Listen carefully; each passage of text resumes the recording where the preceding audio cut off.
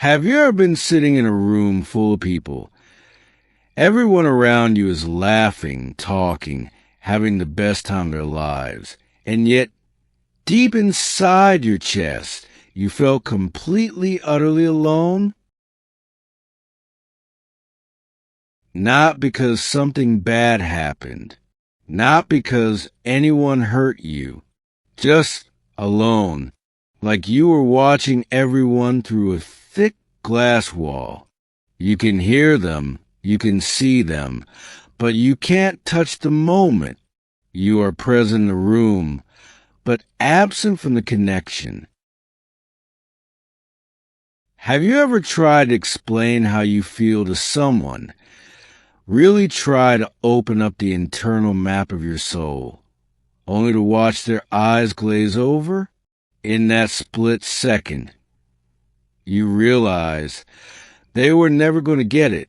They see the words, but they miss the weight behind them. If any of this sounds familiar, stop what you are doing, because this video wasn't made for the masses. It was made for exactly one type of person, and that person is you. Stay till the end. What I'm going to share today might be the first time someone finally puts into words the silent language you've been speaking your entire life. Point 1, the weight of feeling. Point number 1, you feel everything more deeply than anyone around you. Let me ask you a question that most people find strange. When you watch a movie or read a powerful book, do you just consume it, or does it consume you? Do you carry certain scenes in your heart for days?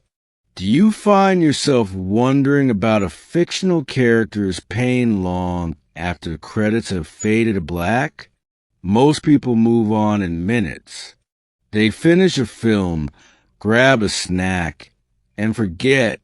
But you sit with it. You absorb the atmosphere. You feel it in a place deep inside that you cannot quite explain to anyone else. And it isn't just fiction. It's reality. When a friend is hurting, you don't just understand their pain logically. You feel their situation in your own nervous system. It's as if their energy bleeds into yours.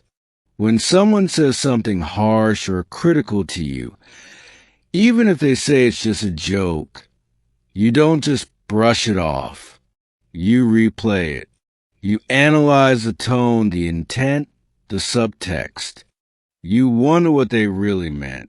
Society calls this oversensitivity, but in the world of psychology, this is known as high emotional intelligence and depth.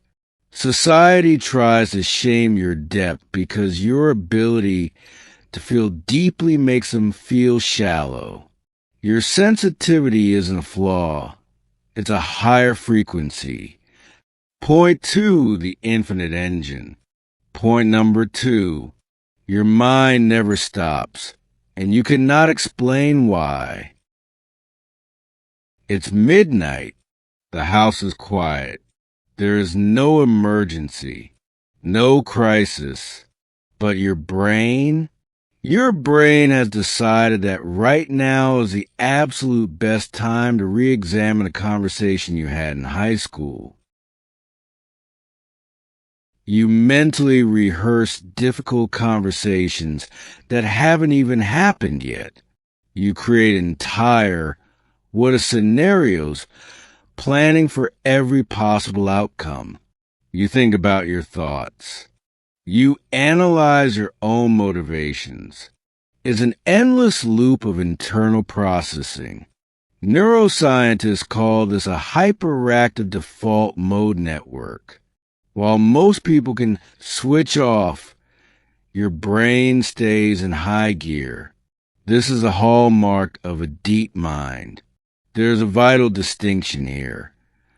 Overthinkers spiral because they are afraid of the future. Deep thinkers keep going because they are curious about the why. Your brain isn't broken. It's just operating at a higher resolution. You're seeing the pixels while everyone else just sees the picture. Point 3, the silent wall. Point number 3. No matter how hard you try, nobody truly gets you. This is a quiet ache that follows you everywhere. You can talk to someone for 3 hours, and by the end of it, you realize they were only listening to the top 10% of what you were saying. The other 90%, it stayed locked inside because you knew they couldn't handle the depth. So what did you do? You did what all deep people do. You build a version of yourself that is easier for the world to handle. You became the simpler version. You learned to keep your complex thoughts hidden behind small talk and polite smiles. But inside, that real version of you, the one that wonders about the universe, about the soul, about the hidden patterns of life, is still there waiting. You feel like too much because you've spent your life around people who were not enough for the frequency you operate on.